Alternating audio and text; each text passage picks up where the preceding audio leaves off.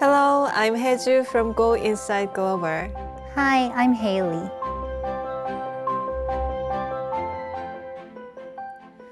Meditation may have originated from the East, but meditation has been growing rapidly in the West in more recent years. This is probably because of the efforts that they have made to reduce the religious aspects and develop various programs that the public can easily access.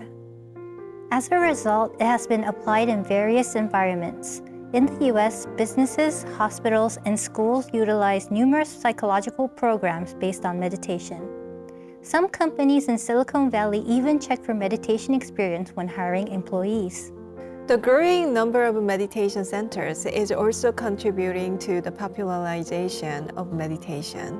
We will visit one of the earliest established meditation centers in the United States, Inside LA, founded by Trudy Goodman. Based in Los Angeles, California, Insight LA, a nonprofit meditation community, provides Vipassana meditation, mindfulness, and compassion practices grounded in traditional Buddhist teachings. The center offers diverse classes and programs for beginners and experienced practitioners alike. Insight LA, a community welcoming people of all races, genders, ages, religions, and identities. Its mission is to make mindfulness meditation accessible to everyone. Dr. Trudy Goodman, the founder of Insight LA, has co-taught meditation with Jon Kabat-Zinn, the creator of mindfulness-based stress reduction, and has studied Buddhist meditation extensively. A clinical psychologist and meditation teacher, she has dedicated her career to integrating meditation and psychotherapy. She is also a co-founder of the world's first Institute for Meditation and Psychotherapy in Cambridge, Massachusetts. Sunyin, Yes. there have been numerous research papers published that demonstrate the positive effects of meditation on neuroscience and integrated psychotherapy, right? Yes, thousands of papers presented by neuroscientists and psychologists are proving the positive effects of meditation. A variety of meditation programs are also known to be used in the various fields. Dr. Trudy Goodman has been engaged in integrating meditation and psychotherapy for many years. I'm so curious about activities of Dr. Trudy Goodman, as well as the meditation practice at Insight LA, which she founded. We will now meet Dr. Trudy Goodman on Zoom.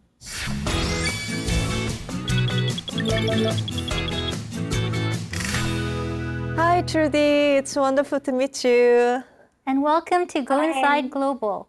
Thank you. Happy to be here. Happy to have you here. Yeah, so first, could you please introduce your Inside LA Center?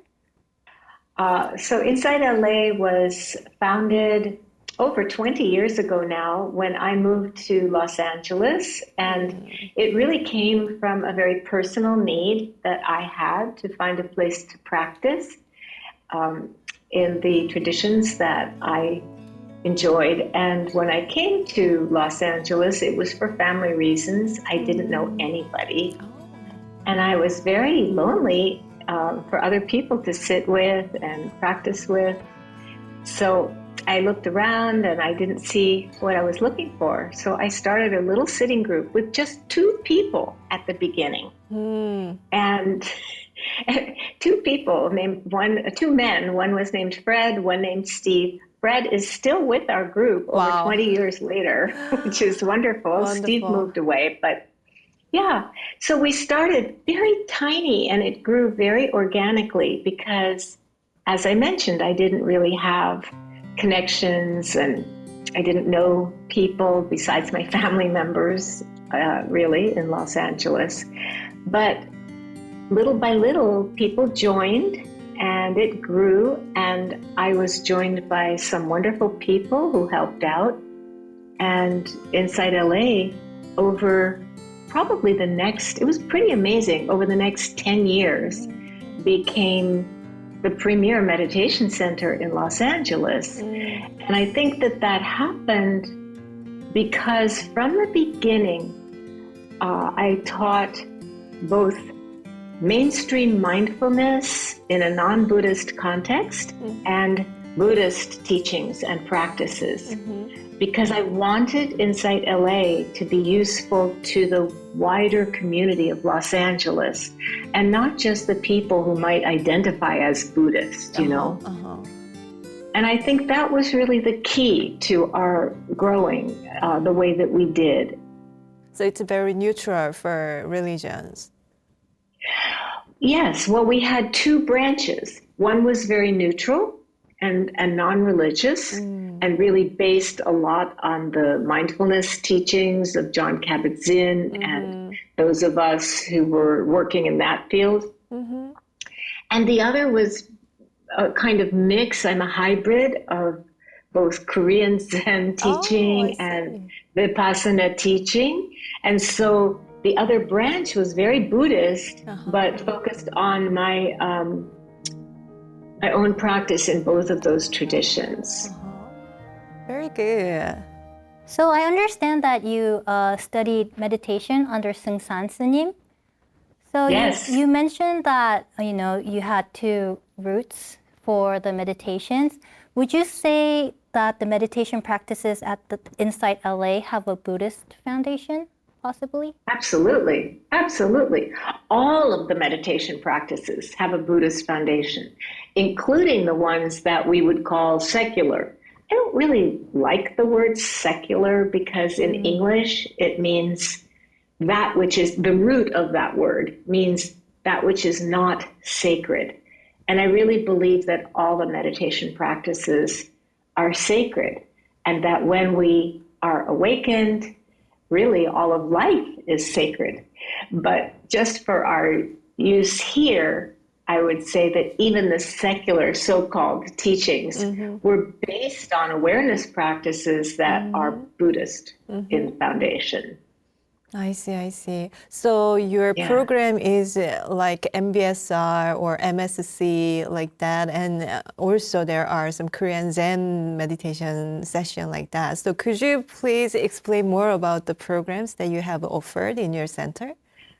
Yes, so we started out with the mindfulness-based stress reduction that I worked on in the very early years with John Kabat-Zinn at the University of Massachusetts Medical Center. And that was the first secular program that we taught. And then we followed that with MBCT, mindfulness-based cognitive for people, cognitive training, thank you, for people who are trying to avoid a relapse, who have suffered from depression. We offered mindfulness-based relapse prevention for people who are suffering with addictions. And then later on, when Chris Germer established mindfulness-based compassion trainings, we had teachers who trained in that and began to offer that. And Chris Germer and Kristen Neff came and taught many times at Insight LA. But one of the things that Daesan Sanim really encouraged me to do from early on, he saw I did not ever have the karma to become a monastic. And even though he wished that many of us, really all of us, would become nuns or monks, that of course was not going to happen in the United States. And he encouraged me to wear, maybe something pretty. He said if you look beautiful, people will be drawn to the Dharma. And that's a bodhisattva act. Isn't that interesting? Yeah. And one of the things I loved about Daesan Sanim's teaching is how flexible and pioneering he was that way. He would just teach us, he'd look at our karma and teach us to use our karma to be beneficial for the world, of course. And he was very open to all our different ways of being that he encountered when he came from Korea to the United States. So even though my teaching at Insight LA is not Korean Zen, it is infused with his spirit. And my respect for Korean Zen is enormous. So, we are I felt it was important for us to be able to go into a variety of settings. Because I was new in Los Angeles, I wanted to make connections in the community by service, because that really is the best way to make connections with people, I think, and you would probably agree. Yes. And so we developed programs that little by little, this happened over a few years, but I thought I want to really offer programs that will serve people from the cradle, little people, young people, to the grave, to older people. And so we have a mindful aging group that serves elderly people. Wow. Yes, and it's a wonderful group that has been going on for years and is very supportive to the old people who are in it. Right now, we are not offering a family program for the parents and children of our community. COVID kind of messed up a lot of things that we were doing in person. But as you know, we have been teaching mindfulness in the schools through a branch of Insight LA called Insight in Action. Oh. And I can tell you about that if you'd like. Sure. Right. Yeah, please let us know about that, how you have various school programs for children and teens. Like, do they happen inside the schools, like as part of the school curriculum? Yes, because it's really difficult, especially with teenagers. It's really difficult to organize programs outside of school. They have sports, they have homework, they have social lives, and getting them all together at the same time in the same place is challenging. So these programs have happened in the schools.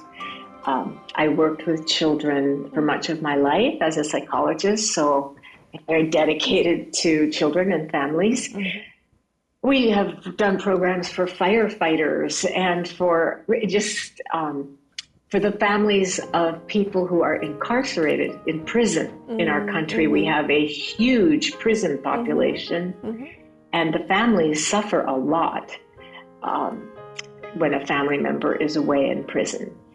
And so really, I could go on and on about these programs, but what I most want to tell you is that they came directly out of our Buddhist practice, with its emphasis on selflessness and dedication and compassion and the wisdom to understand that we are not separate in this life. We are all family in this life. As Reverend Sung San used to say, the whole world is a single flower. And out of that realization came my wish to put our practice into action and to reach out beyond the people who might come to a meditation center to serve other people in our huge city. I even went to refugee camps near Sudan in Africa and worked with some of the refugees in Chad. And that was very eye-opening experience for me, because I thought, here are people who are hungry, literally. They do not have enough food. They don't have medical care. They have been stuck in a refugee camp that is like an open prison for almost 20 years now. How can they really practice given their situation? But it turns out that when we were doing programs, and this was through another organization called IACT, which deals with survivors of mass atrocities, of genocide. Inside LA worked together with IACT to go to the refugee camps. And we still have teachers who are going ongoingly, even now in the midst of this upsurge in war again in Darfur. So I thought, how could they be interested in mindfulness in the midst of all of this, right? But they all said that that was their favorite part of all of our training programs, because I think it helped people stay in the present moment and not their past trauma, because everybody has so much trauma, and not worrying about the future, because at any time there could be more war. You know, I think they really, really appreciated the teachings of being in the present moment and how to work with their fear and their various emotions. Yeah, right. I feel like you're taking care of all of the beings in the world. I would love to, wouldn't you? Don't you wish you could take care of all of the beings in the world? I wish. And I I feel know. like you're the kind of a model for being a bodhisattva with the meditation Well, practice. Well, I learned from my first teacher, Korean Buddhist, so thank you. I owe a huge debt of gratitude, really, always. Thank you, Trudy. So since you are such a mother figure to all, we have another question. So when guiding the youth in these kind of settings, do you think they have a much more immediate effect to meditation compared to adults? And also, what are some of your experiences with that? Well, that's a really interesting question. I mean, you know, children and adolescents, teenagers, are definitely more open than many adults. They're beginners in life. And one of the beauties of meditation practice is this openness of having a beginner's mind ready to learn. So the young people are definitely readier to learn sometimes than the adults, although adults who come with great suffering are also very ready to learn. And my experience teaching children is that you need to do it through games and play. Yeah, right. You can't ask children to sit still and close their eyes for long periods of time. That's not right for them. Children learn by playing and exploring through play. You know, the people who do it, who actually do the practice, kids or teenagers, they then can teach each other. You hear them saying, stop, take a breath, you know, now just breathe. Or you hear a child saying to their mom, like, Mom, just breathe for a minute. Or it's sweet and it's inspiring too. Right. When we guide meditation to our children, actually they guide their parents, their family members. Exactly. So you're working with children too, Hey Jude. Yes, right. I work with some children. I apply some meditation programs for children, for elementary school students, preschool students, and high school students, middle school students, like that. So. Oh, good for you. Yes. Wonderful. Thank you. Because they are our future. The children are, you know, these beings who are sent to us from the future. So thank you for taking good care of them. Oh, thank you. There are many temple stay in South Korea. So have you ever heard of temple stay in Korea? I haven't. I read that in your list of questions. I was very interested in that. Tell me a little about it. Yeah, so you just visit temple and stay there for 1 day or 1.5 days, like that. And you experience many different kinds of the temple life. So there are different kinds of temple stay. So one is based on rest and the other based on meditation practice. So in your Inside LA Center, what kind of retreat program do you have? Do you have a kind of rest based on rest program or meditation program? We have meditation programs. And we have retreats. We work together with a retreat center called the Big Bear Retreat Center, which is in the countryside in a mountain area called Big Bear. And so we have week-long retreats, 5-day retreats, you know, longer retreats that are meditation-based. Okay. And so members of Inside LA can go and study with Inside LA teachers at that retreat center. But what we do not have, and I love the idea, is days of rest. I can imagine, especially single parents, moms, being so tired and being able to come to the temple and being offered food that they don't have to shop and cook and clean up, you know, and being able to rest in that kind of atmosphere is a very beautiful idea. And you've planted a seed in my mind. Right. And could you explain more about the retreat program? So what do you do? If I go to the retreat program, what will I do? If you come to a retreat program, you will be in silence. Okay. And you will be following a schedule of getting up early in the morning and coming to a meditation hall where you do meditation practice with a group. Then you would be served a simple breakfast and maybe have a little work period. And then you will come back and do periods of sitting and walking meditation, basically until lunchtime. Oh. And this schedule is probably very familiar to you. Yes. Then you will have some lunch, and some people will have work, and some people will rest. And then once again, sitting, walking, all afternoon. And it's punctuated by meetings with the teacher. And then there's a light supper. And then coming back for the evening where there will be a Dharma talk, some teachings given, and then some more sitting and walking, and then rest. And then you will get up and do it all over again the next day, day after day. Wow. Yeah, very meditative, right? I have another question about the program. So I heard that you have the elderly program. So what kind of meditation practice do you do for the elderly people? You know, we do the same meditation practice for the elderly people. In the sense of very simple focus on the breath and being present with what is arising in their minds and in their bodies and in their hearts. We also find that what is most helpful, I think, for this group is the connection with each other, the sense of sangha, of solidarity with each other, community. Because many elderly people, as you know, they are isolated.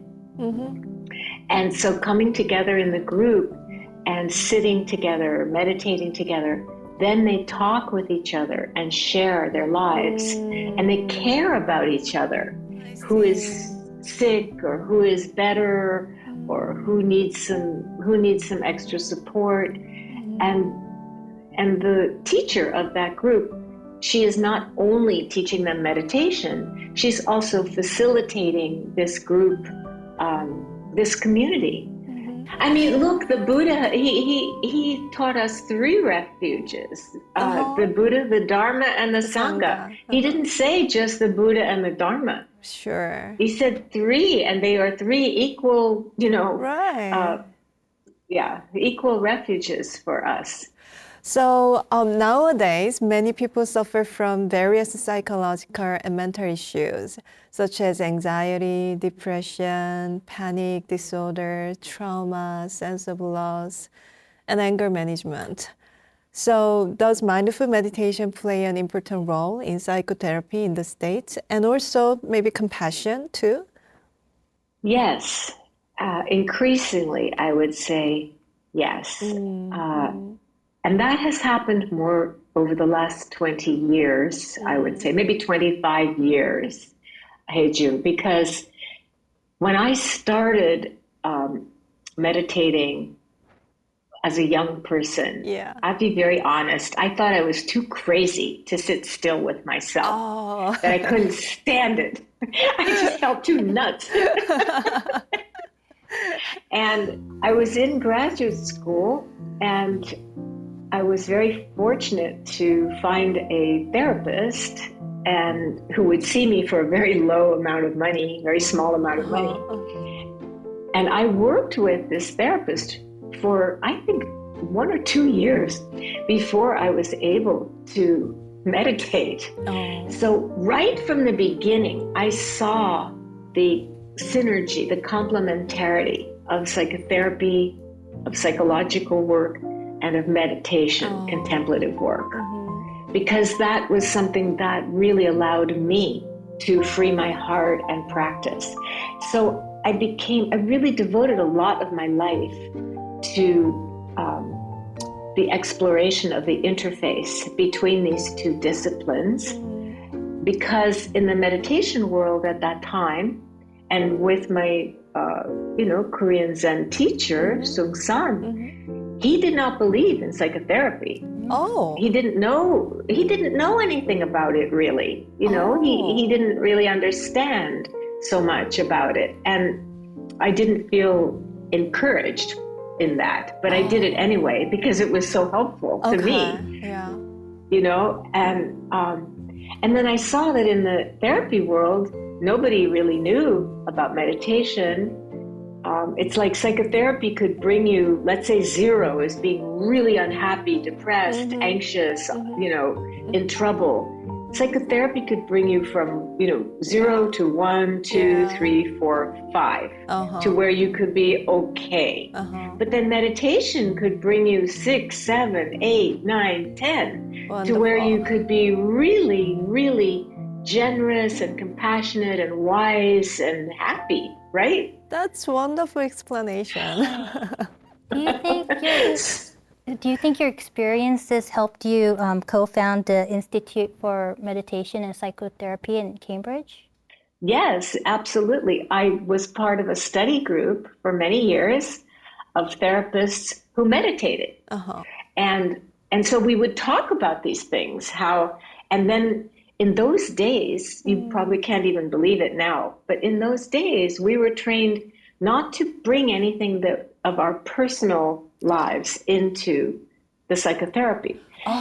So we hesitated to teach our clients or our patients how to meditate. And then one day, somebody that I had been working with who had a lot of anxiety, an anxiety disorder. She was the director of a hospital and very accomplished woman. And she came into her therapy meeting with me and she was very angry with me.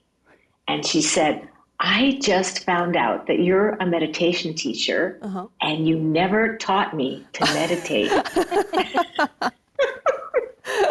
And I was very ashamed, and I thought, why wouldn't I share this resource? It was so helpful to me.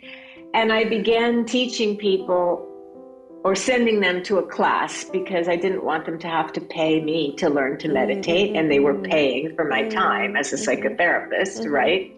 So I would send them to a class and they would learn to meditate, and then together we would see the powerful synergy, how the meditation helped them in their therapy because they were getting to know themselves better. And the therapy helped them in their meditation because they were learning skills to cope with strong emotions, anger and fear and grief and so forth. And nowadays, a lot of trainings for therapists in mindfulness. And I feel like mindfulness is getting more and more integrated across North America. But I also want to give a shout out, to praise the Institute for Meditation and Psychotherapy because, we were really the first in the world to teach therapists Dharma. And so meditation helps us to calm our body and mind. But sometimes when we do practice meditation, we face some various challenges or difficulties, kind of mind wandering or frustration or like some traumatic experience. So how can we overcome those kind of challenges and difficulties? Do you have any suggestions? Well, that's a huge question. And I think I really see sort of two maybe different categories of difficulty in meditation. Hey, June, like for example, mind wandering, frustration, restlessness, doubt, these kinds of things, I think we can work with skillful meditation support from a teacher who is experienced. But when you have more difficult things like eruptions of trauma memories, remembering traumas that maybe you weren't even aware of before, but they came up in meditation, for these things, you really, I feel, need to have either a meditation teacher who has some trauma training, or again, to get some psychological support from somebody who is trained in some of the methods that are specifically designed to work with trauma. I'm also curious about how meditation can cultivate compassion. I know you also developed compassionate meditation skills as well. Can you share some of your insights on this? Well, I first want to just acknowledge the work of Chris Germer and Kristen Neff in bringing compassion forward, really highlighting compassion in mindfulness practice. It was always there in what John Kabat-Zinn developed in the mindfulness-based programs, but they made it explicit instead of implicit. But I also want to answer a little more generally, Emmy, because I do feel that meditation practice fosters compassion. I can think of two ways immediately. The first one is that when we meditate, we become really very aware of the changing nature of experience, how a sound arises and then it fades away, how a thought comes and goes, how an emotion may just surge up and grab us and we can feel it very intensely, and then it kind of dies down. We see this appearing and disappearing of the breath. You know, even a breath is born, it has its being, it passes away. We see the impermanent nature of things. And that brings compassion. Because what does that lead to? You know, Sung San used to say to us when we were young, we would complain about something, and he would laugh and say, "Soon dead." And he was trying to always remind us of the preciousness of each moment of life, because when you realize impermanence, and you can realize it looking in the mirror, you know, you can realize it looking at your children. And then we realize where we are all headed in this life, that spiritually we are all the same size, we are all headed in the same direction, and so that develops compassion. Like, we're all going to die, and so we're all in the same boat. So that's one thing. But I think another thing that develops compassion is that that you develop a growing sense of connection to all life and of kinship with all life. And then, you know, suddenly other people are not so other over there.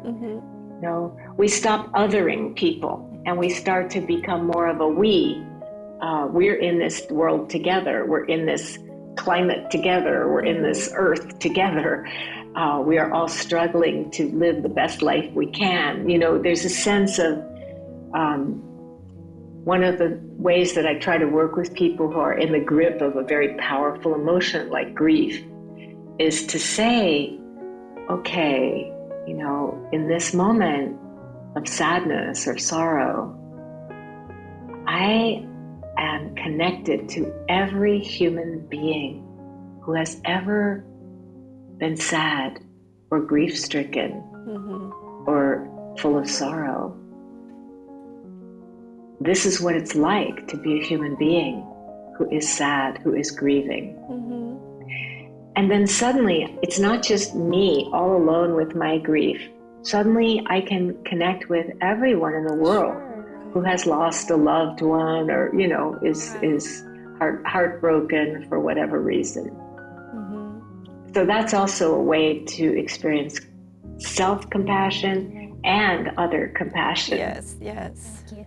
So I think this is the great point that for our meditation. So could you share with us a simple meditation so that we can do together?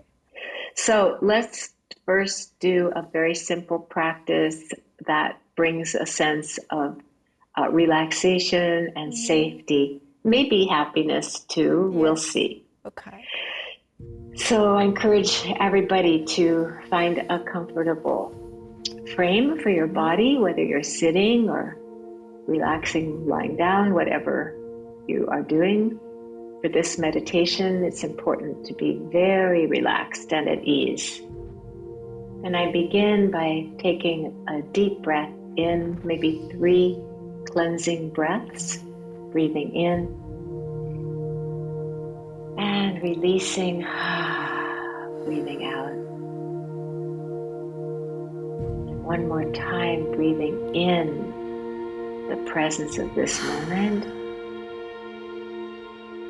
and breathing out any tension in the body.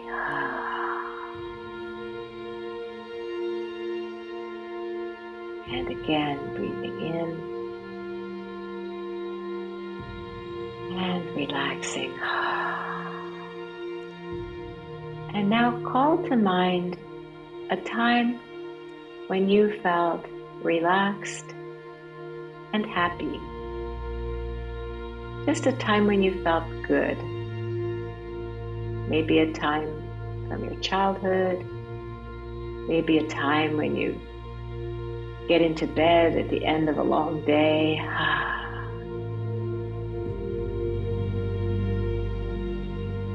Just feeling that sense of safety and relaxation and relief.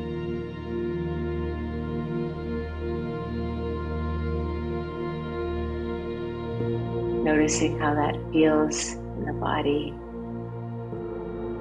And then the practice we're going to do involves repeating a phrase to yourself silently. And I will say that phrase, and then you repeat it silently to yourself. And each time that you repeat the phrase, you are planting a seed of intention to be happy and relaxed. Repeat it silently to yourself. May I be safe and protected, because we first offer these loving kindness phrases to ourselves. Or you can say, may I be safe and protected from inner and outer harm. May I be truly happy and deeply peaceful. May I be healthy and strong. And may I live with ease. And it doesn't matter if you don't feel these things. You're just expressing your intention to open your heart in that direction. May I be safe and protected. May I be truly happy and deeply peaceful. May I be healthy and strong. May I live with ease. And you can add other phrases like, may my heart be steady through the ups and downs of life. May I love my life just as it is. And then coming back to the simple phrases,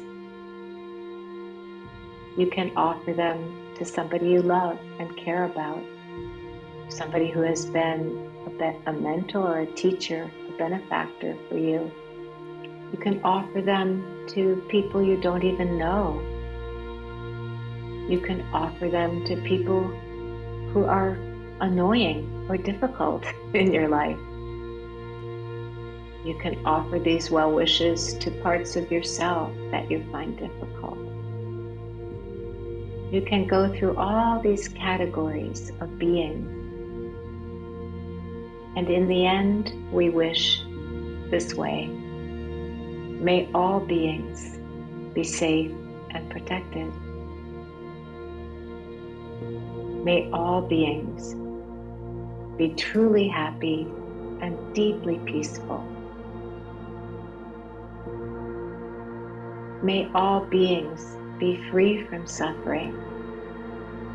and may all beings live with ease. And now we move into a mindfulness meditation. And here I invite you to bring attention to the movement of the breath in the body, really sensing and feeling each breath in and each breath out. Allowing the breath to move in its own natural rhythm, not trying to control it in any way, just letting it come and go. Aware of the sounds of life around you, aware of the sensations in the body that are associated with breathing. The rise and fall of the belly, the expansion and contraction of the rib cage, the coolness of the inhalation in the nostrils, the subtle warmth of the exhalation. And when the mind wanders away into the past or the future, just gently tuning back in to the movement of the breath, keeping each breath company with your mindful attentiveness, sensing and feeling the movement of the breath in the body as you sit still. And if you notice that you're lost in thought, you can make a light mental note, thinking.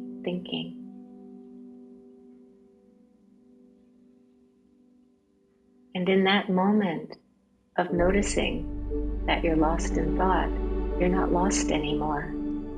That is a moment of mindfulness.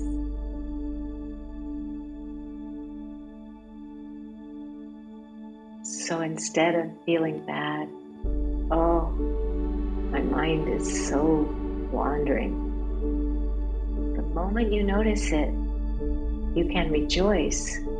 Oh, this is a moment of mindfulness.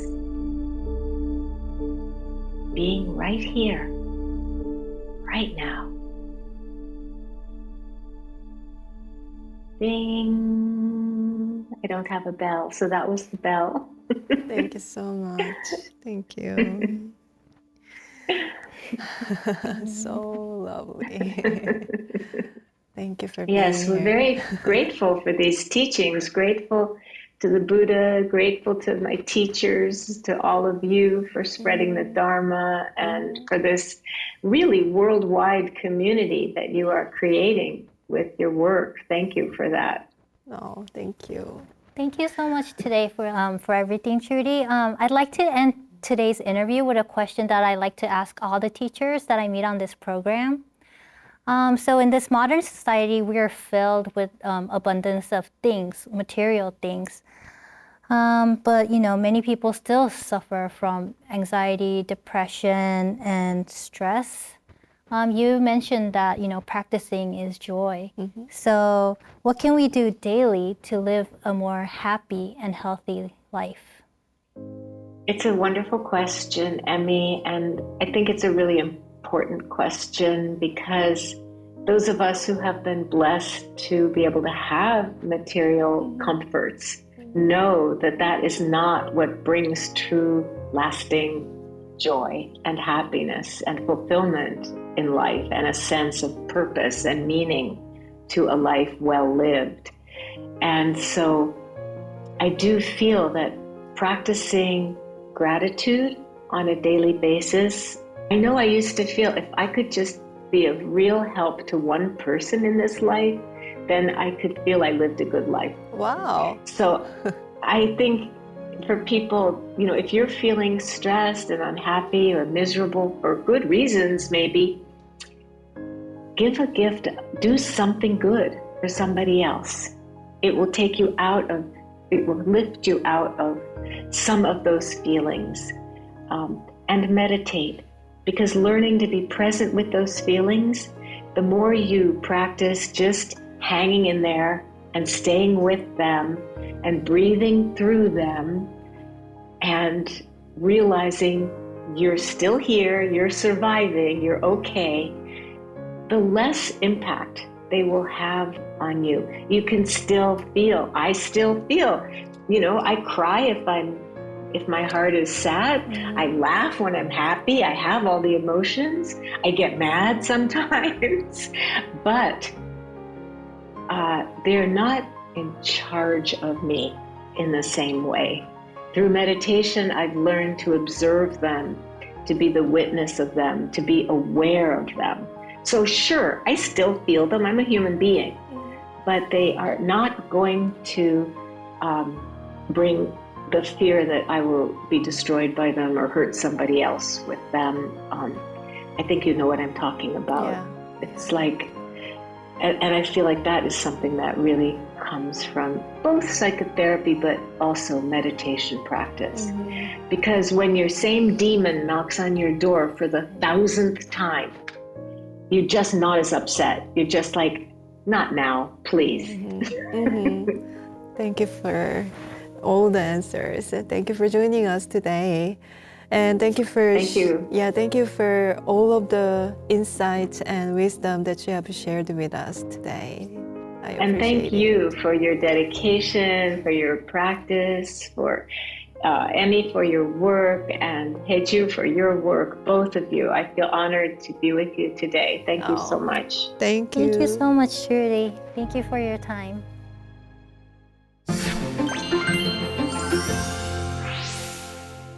With scholars from fields such as psychology, medicine, and neuroscience researching meditation, I believe that it will permeate even deeper into our lives in the future. And with that, individuals may find more freedom and society may become more peaceful. On our journey with Go Inside Global, exploring meditation centers worldwide, we've introduced you to Inside LA, founded by meditation teacher and clinical psychologist Trudy Goodman. Thank you all for joining us. Thank you.